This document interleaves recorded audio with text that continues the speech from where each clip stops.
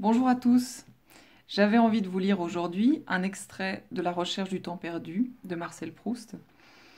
Et c'est un extrait qui parle de la tante Léonie, chez qui le jeune Marcel passe ses vacances d'été, dans sa maison de campagne à Combray.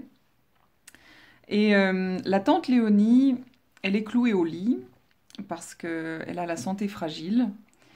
et elle s'ennuie. Alors elle a une bonne qui s'appelle Françoise, qui s'occupe d'elle tous les jours de la semaine,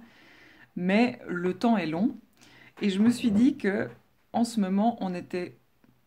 peut-être tous un peu des tantes Léonie. Alors j'avais envie de vous lire cet extrait que je trouve assez drôle.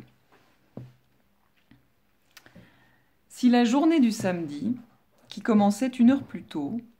et où elle était privée de Françoise, passait plus lentement qu'une autre pour ma tante,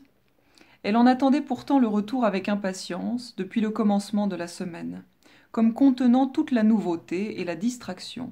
que fut encore capable de supporter son corps affaibli et maniaque. Et ce n'est pas cependant qu'elle n'aspirât parfois à quelques plus grands changements, qu'elle n'eût de ces heures d'exception où l'on a soif de quelque chose d'autre que ce qui est, et où ceux que le manque d'énergie ou d'imagination empêche de tirer d'eux-mêmes un principe de rénovation, demandent à la minute qui vient, au facteur qui sonne,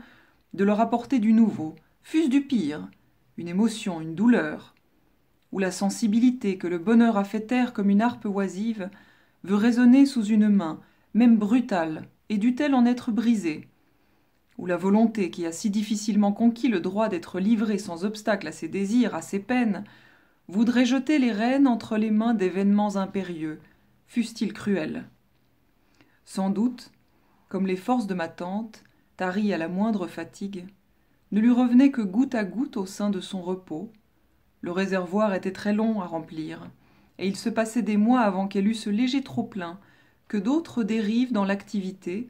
et dont elle était incapable de savoir et de décider comment user. Je ne doute pas qu'alors,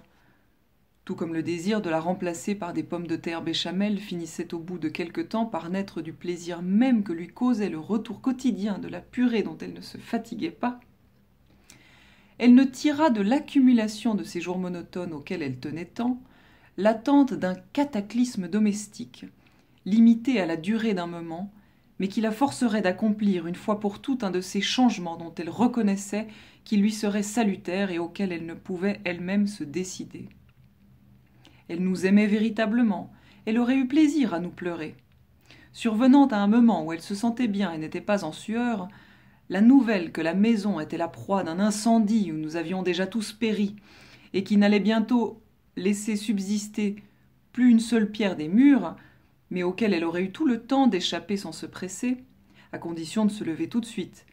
a dû souvent hanter ses espérances comme unissant aux avantages secondaires de lui faire savourer dans un long regret toute sa tendresse pour nous et d'être la stupéfaction du village en conduisant notre deuil, courageuse et accablée, moribonde debout, celui bien plus précieux de la forcer au bon moment, sans temps à perdre, sans possibilité d'hésitation énervante, à aller passer l'été dans sa jolie ferme du Mirougrin, où il y avait une chute d'eau. Voilà, en espérant que votre imagination soit tout aussi fertile que celle de tante Léonie. À demain!